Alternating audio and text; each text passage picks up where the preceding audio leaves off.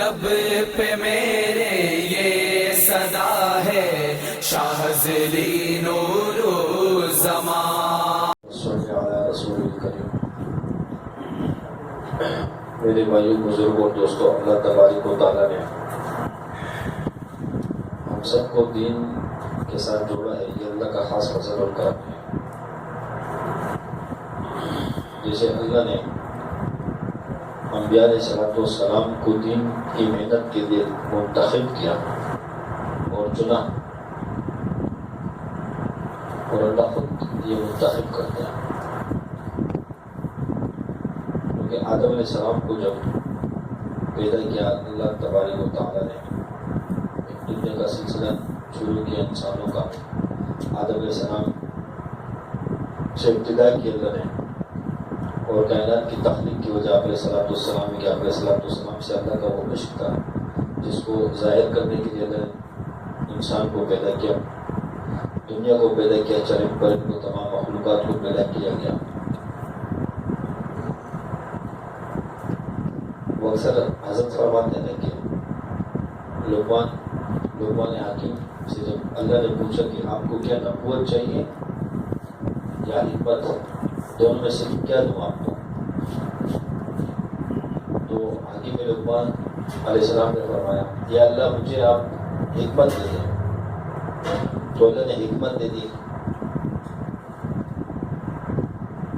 تو ہم سنتے بھی رہتے ہیں علماء سے کہ اللہ نے ایسی حکمت دی تھی کہ سوائے موت کے ہر چیز کا علاج اللہ نے ان کو دے دیا تھا. جڑی بوٹیاں بھی بات کیا کرتی تھی. تو کسی نے پوچھا لقمان حکیم سے کہ آپ نے نبوت کیوں پسند نہیں کی؟ جب اللہ نے کہا کہ نبوت چاہیے حکمت، تو آپ نبوت لے لیتے. نبوت تو بڑی چیز ہے. تو فرمایا کہ جب اللہ نے کہا کہ میں نے آپ کو نبوت دوں یا حکمت دوں، کا میں ڈر گیا کہیں میری آزمائش نہ ہو. کا میں نے نبوت کو چھوڑ کر حکمت کو قبول کیا. وہ اس وجہ سے کہ اللہ جب کسی کو نبوت دیتے تو اس سے پوچھتا نہیں ہے. تو مجھے خوف ہو کہ میری آزمائش تو نہیں. یعنی کہنے کا مقصد یہ کہ اللہ نے انبیاء کو چنا. انبیاء علیہ السلام کو اللہ نے چنا، اور کوئی نبی بن نہیں سکتا خود سے. جس کو اللہ نے چن لیا اور نبوت کا تاج پہنایا تو وہ وہی نبی ہے. بس کوئی نبوت کا دعویٰ نہیں کر سکتا. اور ہم ایمان والے ہیں. اب اگر کوئی نبوت کا دعویٰ کرے تو ہم اس کے ماننا تو دور کی بات، اس کا خیال بھی آنا کہ ہو سکتا ہے ہو یا نہ، تب بھی ایمان خطر میں پڑ جائے گا. صرف یہ خیال بھی آنا. اور آپ علیہ السلام پر اللہ نے نبوت کی مہر لگا دی، خاتم نبی. بس یا مہر لگی کہ نبوت ختم ہو گیا، کوئی نبی نہیں آئے گا. یہ ہم سب کا عقیدہ ایمان ہے. تو اسی طریقے سے اللہ نے انبیاء کو چنا، اور پھر اس طریقے سے اللہ نے صحابہ کو چنا. آپ علیہ السلام کے لیے اللہ نے صحابہ کو چنا. صحابہ بھی چنے ہوئے تھے کہ آپ علیہ السلام کو وہ جماعت اللہ نے دی، اور ایسے عاشق رسول کہ آپ علیہ السلام کے حکم کی تعمیل فوراً کرنا. یعنی آپ علیہ السلام کے حکم میں تاخیر نہ ہے. اکثر اوقات علماء کرام سے، بزرگوں سے، اپنے بڑوں سے صحابہ کے واقعات سنتے رہتے ہیں. تو صحابہ کو بھی اللہ نے چنا. پھر اس طرح قرآن میں اللہ فرماتے ہیں کہ ہم دین کے کام کے لیے جس کو چنیں، جس کو چن لیں، جس کو جی چاہے چنیں. اور آپ علیہ السلام کی حدیث ہے جس کا مفہوم کہ اللہ دین کا کام چاہے کسی فاسق سے لے لے یا فاجر سے لے لے، اس کی مرضی. تو یہ ہم سب کی خوش نصیبی کہ اللہ نے مجھے اور آپ کو چنا ہے اس دین کی محنت کے لیے.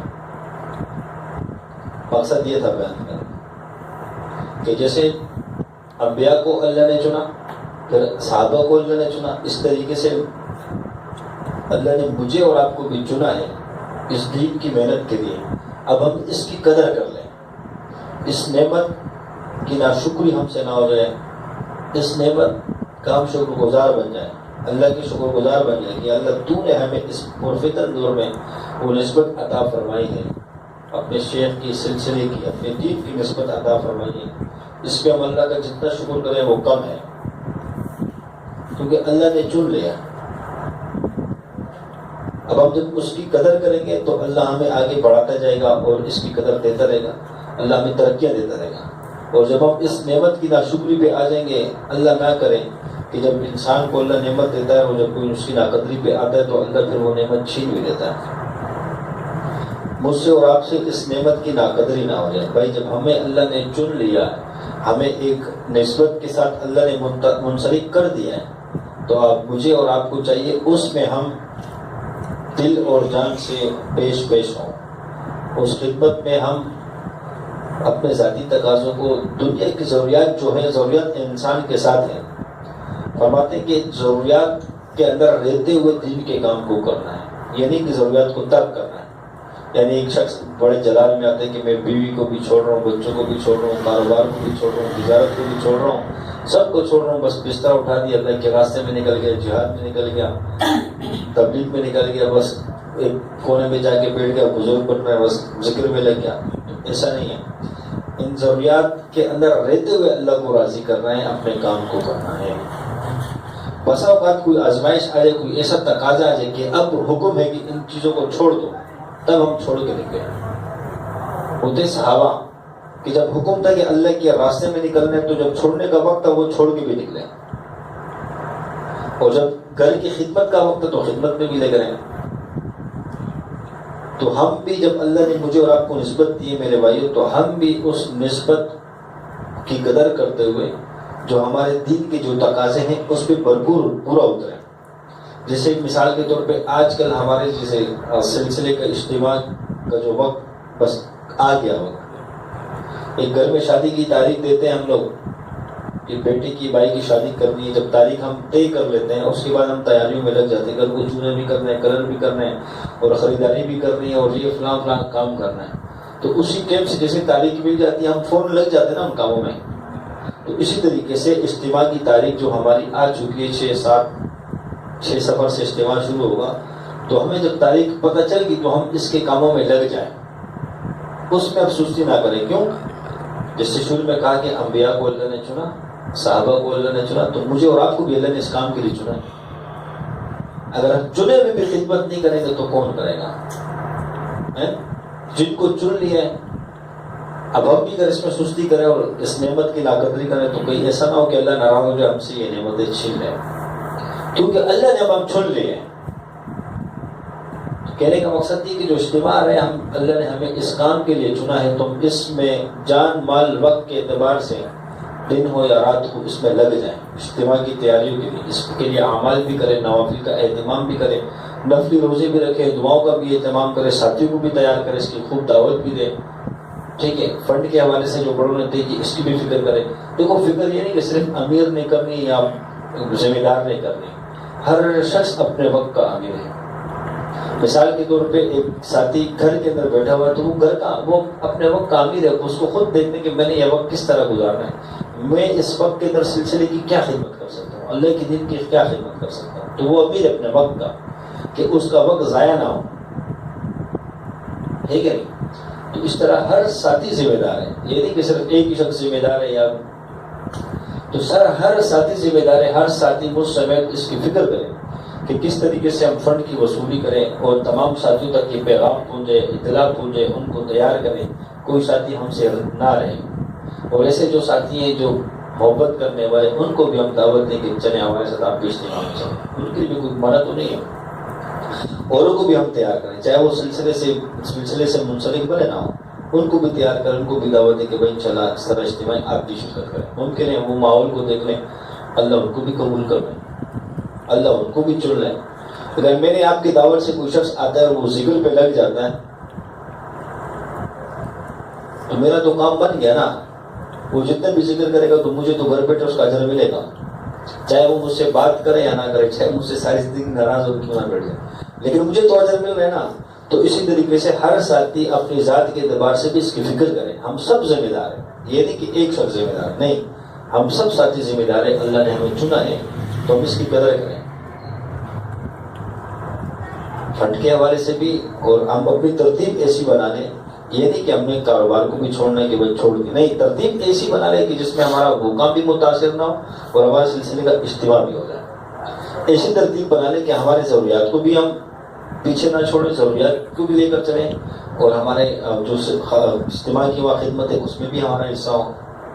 دیکھو, ایک ہے ضرورت اور ایک ہے مقصد, دونوں میں فرق ہے. ایک شخص اگر ضرورت کو مقصد بنا لیتا ہے تو پھر یہ نقصان میں چلا جاتا ہے, اور ایک شخص یہ سمجھتا ہے کہ یہ میری ضرورت ہے, ضرورت کو صرف ضرورت کے دائرے میں رکھتا ہے, اس کو مقصد میں نہیں ڈالتا, تو وہ شخص کامیابی کی طرف چل پڑتا ہے. مثال کے طور پہ کھانا کھانا ضرورت ہے, مقصد نہیں ہمارا. کام کرنا, روزگار کرنا, یہ ہمارا ضرورت ہے, مقصد نہیں ہمارا. کہ ہم زندگی کا مقصد نہیں کہ کمانا, زندگی کا مقصد ہے اللہ کو راضی کرنا, ہے کہ نہیں؟ اگر میں اس کام کو اپنی زندگی کا مقصد بنا لوں تو میں پھر ناکامی کی طرف چلے جاؤں گا, نقصان کی طرف. اگر میں یہ سمجھوں کہ اس کمانا میری ضرورت ہے تاکہ میرے گھر کا نظام چلے, میرے گھر کی کفالت ہو سکے, ٹھیک ہے, بس اس کو ضرورت میں رکھیں, اس کو ضرورت کے حد تک کریں. بس جیسے کام سے فارغ ہو جائیں, چھٹی ہو جائے, پھر اللہ کے دین میں لگ جائیں, اللہ کے کام میں لگ جائیں, اور کام کے دوران بھی اللہ کے ذکر سے غافل نہ رہیں. تو اس کا مطلب یہ کہ میں نے اس کو ضرورت میں رکھا ہے. اور اگر میں دن رات کمانے میں لگ جاؤں تو پھر تو مقصد یہ کہ میں نے اس کمانے کو اپنا مقصد بنا لیا, ضرورت نہیں بنایا. تو اگر ہم لوگ ضرورت کو ضرورت سمجھیں اور مقصد کو مقصد سمجھیں تو یقین کرو ہمارا نکلنا بھی آسان ہوگا, فنڈ کی وصولی بھی آسان ہوگی, تمام چیزیں آسان ہو جائیں گی, اور دین پر چلنا بھی آسان ہوگا. کیوں؟ اور پھر اللہ نہ کرے کوئی ایسا وقت آ جاتا ہے تو ہم ضرورت کو چھوڑ بھی دیں گے. صحابہ جو تھے, دنیا ان کے ہاتھ میں تھی, دنیا کو مقصد نہیں بنایا تھا, مقصد اللہ کو بنایا تھا, آپ علیہ السلام کو بنایا تھا, دین کو بنایا. جہاں دین کی بات آتی تھی تو ہاتھ میں دنیا ہوتی تھی, بس یوں پھینکتے تھے اور نکل پڑتے تھے. رازق کون ہے؟ اللہ. اس سے مجھے ایک واقعہ آتا ہے ذہن میں. موسیٰ علیہ السلام جب راستے پہ چل رہے تھے اور فرمائے کہ جاؤ فرعون کی طرف, ان کو دعوت دو, تو دل میں ایک کھٹکا آیا کہ میری بیگم حاملہ تھی, بچے کی بیمار تھے, اب میں ان کو آگ لینے کے لیے آیا ہوں کہ اس کو ٹھنڈ کا موسم بھی اور بیمار بھی, آگ جلاؤں تاکہ تھوڑا سا سہولت ہو جائے, اور یا مجھے یہاں پہ بھیج جا رہے ہیں, اور بھوک بھی لگی, کھانے کا انتظام بھی نہیں ہے. دل میں کھٹکا ہے کہ میں اگر فرعون کے پاس جاتا ہوں تو بیوی کا کیا بنے گا. تو اللہ نے موسیٰ علیہ السلام سے کہا, موسیٰ نیچے پتھر, اس پہ لاٹھی مارو. جیسے لاٹھی ماری, پتھر ٹوٹ گیا, اس میں سے ایک کیڑا نکلا, اس میں سے ایک اور پتھر نکلا, پھر ایک اور نکلا, تیسرے میں کیڑا نکلا. تو اس کے کیڑے کے منہ کے اندر سبز دانا رہا. اس کیڑے کے منہ پہ کیا الفاظ تھے؟ سبحان من یرانی ویسمی کا کلامی. ہائے ہائے, وہ کیڑا کہہ رہے, پاک ہے وہ ذات جو مجھے 3 اندھیروں کے اندر رزق میرے گھر کے اندر مجھے پہنچا دے, مجھے باہر نکلنے کی زحمت بھی نہیں دیتا. پاک ہے وہ ذات. فرمایا موسیٰ ٹینشن نہیں لو, جب میں یاد دے سکتا ہوں تو وہاں بھی دوں گا, جاؤ جس کام کے لیے جاؤ اس کام کو. سمجھ میں آئی بات؟ تو رازق کون ہے؟ اللہ. رب کس کو کہتے ہیں؟ رب کہتے ہیں پالنے والے کو. رب کہتے ہیں پالنے والے کو. اللہ ہے رب العالمین, پوری کائنات کا رب ہے اللہ, پوری کائنات کو پالنے والے ہیں. اگر مثال کے طور پہ میں کسی جگہ نوکری کرتا ہوں اور میرا یہ گمان ہے, شبہ ہے کہ اگر میں یہ نوکری کروں گا تو میرے گھر کا نظام چلے گا, بیوی بچوں کا نظام چلے گا, تو یہ شرک کے خفی میں آئے گا. کیوں؟ کہ آپ نے اس کو پالنے والا اپنے نوکری کو بنا لیا. یعنی آپ کا اتنا گمان ہوگا کہ یہاں سے میں پل رہا ہوں, اللہ کے ساتھ جوڑ دیا آپ نے. پالنے والی کون ذات ہے؟ اللہ کی ذات ہے. انسان کو اللہ ایسی جگہ سے رزق دیتے جہاں سے اس کا گمان نہ ہو. ایک دفعہ شبیہ جمعہ میں ایک بزرگ بیان فرماتے کہ رزق کے 70 دروازے ہیں, ایک دروازے کے پیچھے آج کافر بھی پڑا اور یہودی بھی پڑا ہے, وہ بھی مزدوری کا, ملازمت کا. آج سارے ہم اسی کے پیچھے لگے ہیں, باقی اور 69 جو دروازے ہیں وہ ہمیں پتہ ہی نہیں. آپ علیہ السلام نے فرمایا جس کا مفہوم ہے جو ہر ٹائم باوضو رہتا ہے اللہ اس کے رزق میں برکت ڈال دیتا ہے. ایک یہ دروازہ ہے, اس کے پیچھے پڑھتے ہیں ہم. جو صبح اٹھ کے سورۃ یاسین ایک مرتبہ پڑھے, اللہ فرماتے ہیں کہ میں سارے دن کس کی کفالت کروں گا. اس دروازے کے پیچھے ہم پڑھتے ہیں. عبداللہ بن مسعود رضی اللہ عنہ فرماتے ہیں کہ جس کا مفہوم ہے کہ میں نے آپ علیہ السلام سے سنا جو سورۃ واقعہ مغرب کے بعد ایک مرتبہ پڑھے سورۃ واقعہ, اسی گھر میں کبھی فاقہ نہیں آئے گا. اور ایک موقع ایسا آیا کہ گھر کے اندر غالباً 8 بیٹیاں تھیں، اللہ کم بیش معاف فرمائے. تو کسی نے تعاون کے طور پہ چلو یہ دے دیں، فرمائے ضرورت نہیں ہے، آٹا لے جاؤ. فرمایا آپ کو تو نہیں، لیکن آپ کے گھر میں 8 بچی ہیں اور آپ کا روزگار بھی نہیں، کوئی ذریعہ معاش بھی نہیں ہے. فرمایا جاؤ وہ صورت واقعہ پڑھتی ہے. میں نے اللہ کے نبی سے سنا کہ جو صورت واقعہ پڑھ سو گھر میں فاقہ نہیں. ایک یہ دروازہ ہے، اور ایک دروازہ ہے کہ جو صبح چاش کی نماز پڑھتے ہیں، اشراق کے بعد والے. اشراق پہ تو حج اور عمرے کا ہے، جو چاش کی نماز پڑھتا ہے اس پہ اللہ فرماتے ہیں کہ میں اس کا کفیل بن گیا، سارے دن کی ضروریات کے لیے کروں گا. تو کیا ہم اس دروازے کے پیچھے پڑھتے ہیں؟ یقین نہیں ہے. وہاں ظاہری طور پہ عمل کرتے ہیں، مل رہا ہوتا ہے اس کا یقین ہوتا ہے، یہاں یقین نہیں ہے. اس طرح اور بھی بہت سے دروازے ہیں. تو میں اور آپ کس دروازے کے پیچھے لگے بتاؤ ذرا؟ ایک ہی دروازے کو پکڑا ہے نا ہم نے. اور حدیث کا مفہوم ہے جو اپنے ایک مسلمان بھائی کی ضرورت کو پوری کرتا ہے، اللہ اس کے 70 ضروریات پوری کرتا ہے. کتنی؟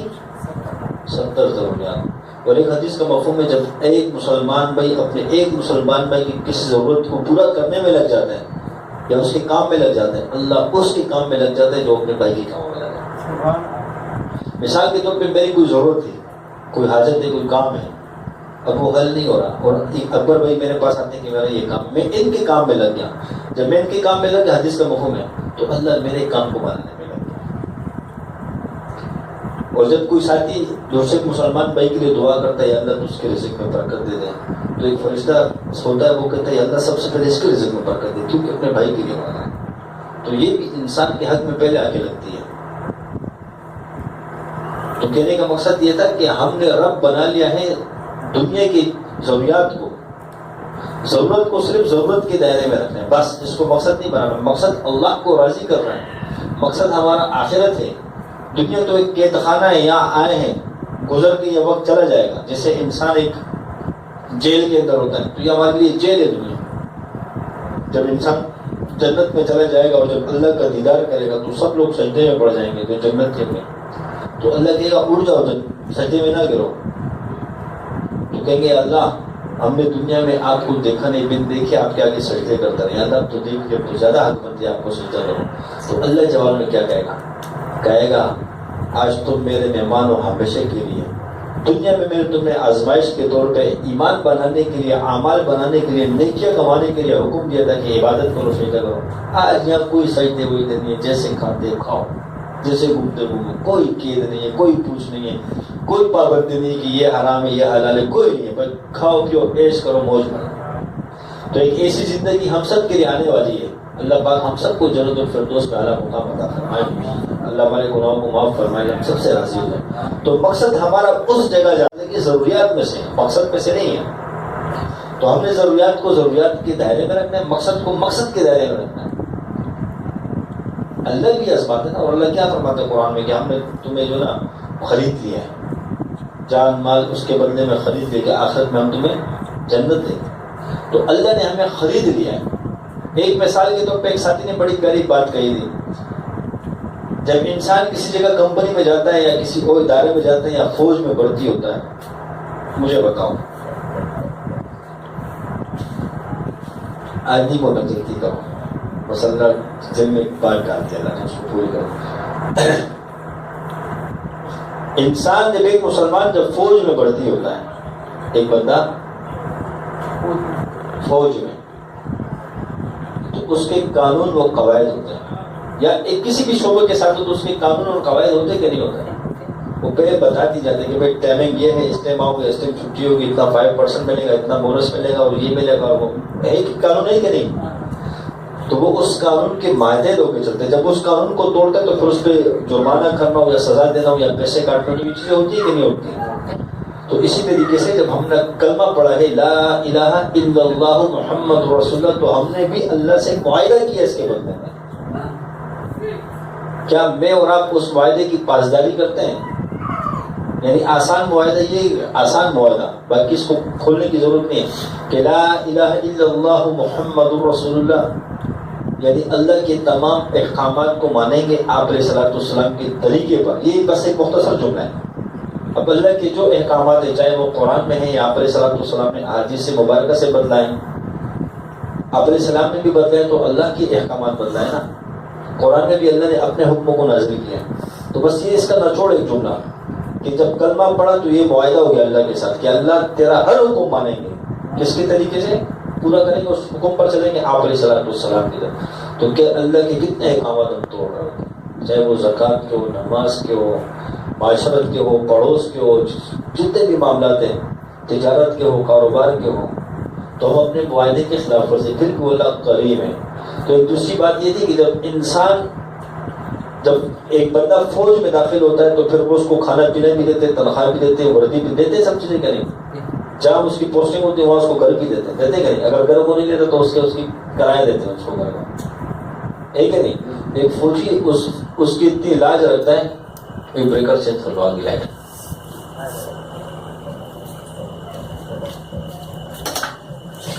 ایک فوجی جو ہے نا، فوجی یعنی فوج اپنے ایک فوجی کی اتنی لاج رکھتی ہے کہ اس کو تمام ضروریات کی سہولیات کی چیزیں دیتی ہیں.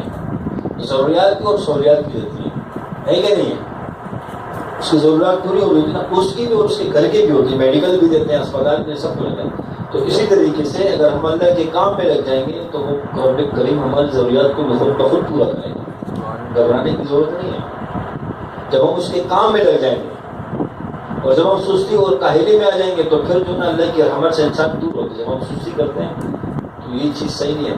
مثال کے طور پہ اب ہم سب تمام ساتھیوں کی بات ہے کہ ہم پہ ایک وقت ہے کہ ایک ساتھی سے ملاقات کرنے، اجتماع کے حوالے سے اس کو تیار کرنے، فنڈ کے حوالے جو بھی ہو. اب میں گھر کے اندر اپنی سہولت کو دیکھوں کہ ابھی تو پوری کر جاؤں گا، پرسوں چلا جاؤں گا، تو یہ میں خود سستی کروں گا. اللہ نے تو مجھے چن لیا ہے، لیکن سستی کس کی وجہ سے ہو رہی ہے؟ میری اپنی وجہ سے ہو رہی ہے نا، یعنی اللہ کی طرف سے ہو رہی ہے، میری طرف سے ہو رہی ہے. اسی طریقے سے ہم اس کی قدر کریں، ہم تمام سستیوں کو چھوڑ دیں اور دن رات اس کام میں لگ جائیں. اب جیسے سلسلے کا اجتماع ہے نا، اس کو بھرپور ہم سب کی یہ کوششوں کے یہاں سے بھرپور ساتھی، جتنے بھی ساتھی ہمارے اپنے سلسلے کا تو ایک ساتھی بھی مقام پر نہ رہیں، سب چلے جائیں، سب کے ساتھ وہاں چلے جائیں. اگر کوئی ساتھی تقاضا پیش کرتا ہے کہ میرے چھٹی کا مسئلہ یہ مسئلہ ہے تو ساتھی اس کو سمجھائیں، اس کو راستہ بتائیں، اس کو اعمال بتا دیں کہ آپ یہ کرو یہ کرو. باقی ذاتی طور پہ کوئی ساتھی سستی نہ کرے، کیونکہ یہ سال بھر کا اجتماع ہوگا. حضرت فرماتے ہیں کہ اس میں پوری سال کی نورانیت ملے گی. کیا ملے گی؟ پوری سال کی نورانیت ملے گی. ایک دیکھو، ایک جب جہاز اڑتا ہے نا، جہاز تو ہماری وہاں فیول چارجنگ ہو جائے گی پورے سال کے لیے، تو اس کی نورانیت ہمیں ملے گی، اس کی برکات ملے گی. تو ہم اس میں تیار ہو جائیں، کوئی ساتھی اس میں رہے نہ. ہاں کوئی شرعی ایسا عذر ہوتا ہے کہ باقی جو شرعی ہو، باقی میں خود دل نہیں کر رہا، پھر میں کہوں کہ مجھے چھٹی نہیں مل رہی ہے، تو یہ چھٹی مجھے تب ملے گی جب میں اللہ کو اپنی طرف دکھاؤں گا. ہے کہ نہیں؟ اللہ دل تو بڑا کر رہا ہے، دل تو بڑا کر رہا ہے. جب میں اپنی طرف اللہ کو دکھاؤں گا تو پھر جا کے کہانی بنے گی. تو ہم اس کے لیے پہلے سے ہی ابھی کچھ دن ہمارے پاس ہے، پہلے سے ہم درخواستیں دے دیں، چھٹیاں منظور کر لیں، وہاں پہ محنت کر لیں. جیسے اپنی ذاتی چھٹی کے لیے بنتے کرو گے تو محنت سماجت کر لیں، کیونکہ سال میں ایک دفعہ اجتماع ہے تو اجتماع میں ہم لازمی شکل کریں. اور ساتھی کوئی ساتھی اگر فنڈ کے حوالے سے سستی کر رہے یا کم پیسے دینے کی بات کرتے تو وہ ساتھی بھی تھوڑی سی ہمت کر لیں اور یہ سوچ لیں کہ یار اس سلسلے جمع کرا دیں. ٹھیک ہے، جو شادی کر رہے ہیں اس کے لیے بھی ہم فکر مند ہو جائیں. اور جو ہمیں لگتا ہے کہ سلسلے سے محبت کرنے والے ساتھی ہیں اور وہ جانا چاہتے ہیں، ہم ان کو بھی دھیان رکھیں، چاہے وہ منسلک والے نہ ان کو بھی ہم لے جا سکتے ہیں. ٹھیک ہے، تو تمام ساتھی کوشش کریں گے نا کہ ہماری وجہ سے سستی نہ ہو. باقی کل اجتماع کے حوالے سے کل خدمت کے جو ساتھی جانا چاہتا ہے وہ لنگر کے بعد مجھے نام لکھوا لیں، پھر ہم انشاءاللہ بیٹھ کر ایک ترتیب بنا لیں گے، جماعت بنا لیں گے اور ٹائمنگ بھی سیٹ کر لیں گے کیا ٹائمنگ بھی چلا. ٹھیک ہے، تو ساتھ اس میں بھی نام لکھوا لیں. ذکر کا القا ہوا، تمام ساتھی قریب ہو جائیں اور حکیم صاحب سے گزارش کی جاتی ہے کہ آ کر اور ذکر کریں.